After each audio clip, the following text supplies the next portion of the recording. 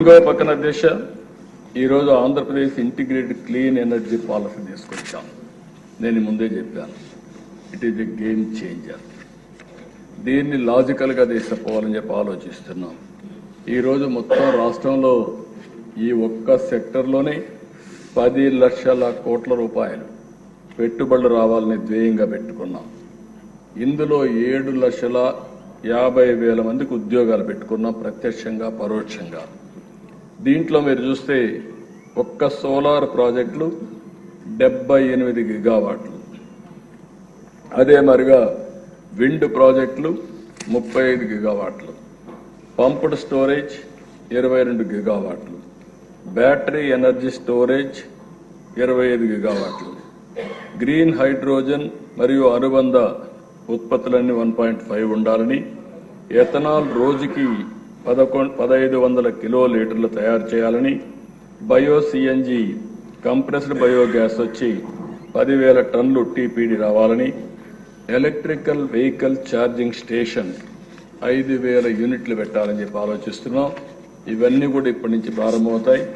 ఒకటే ఆలోచన దిశ. ఈరోజు మీరు ఒకసారి చూస్తే ఫ్యూయల్ ఆర్ ఎనర్జీలో చాలా మార్పులు రాబోతున్నాయి.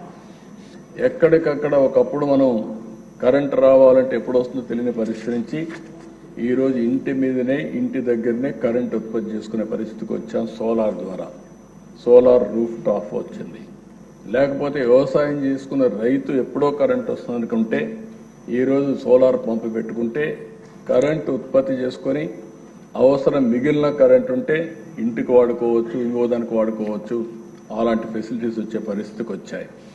రాబోయే రోజుల్లో ఈ ప్రభుత్వం యొక్క ఆలోచన ఎనర్జీ కాస్ట్ తగ్గాలి.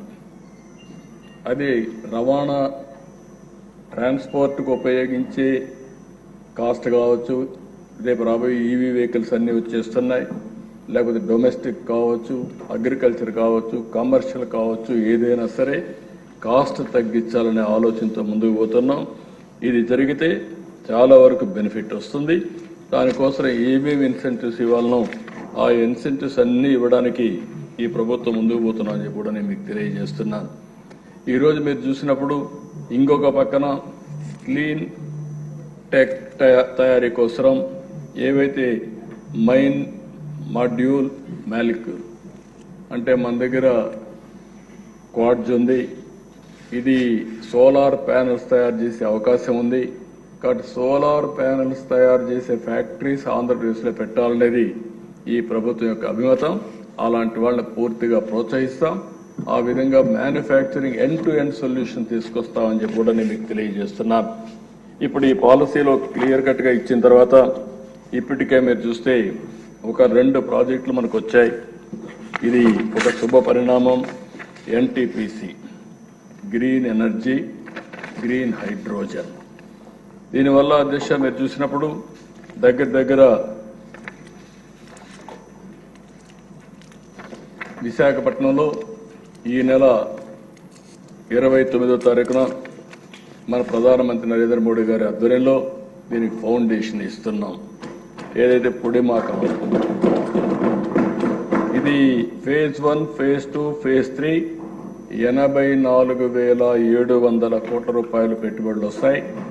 అదే మరిగా ఈసారి ఒక ఎన్టీపీసీనే కాకుండా ఏపీ జెన్కో కూడా 50-50 జాయింట్ వెంచర్ కింద ప్రారంభిస్తున్నాం. అంటే ఏపీ జెన్కో ఉంటుంది, అదే సమయంలో ఎన్టీపీసీ ఉంటుంది. ఇద్దరు కలిసి 84,700 కోట్ల రూపాయలు పెట్టుబడులు పెట్టి ఇది కూడా పూర్తి చేస్తారు. హెడ్ క్వార్టర్ విజయవాడలో ఉంటుంది. గ్రీన్ హైడ్రోజన్ మ్యానుఫ్యాక్చరింగ్ జోన్స్ వస్తాయి.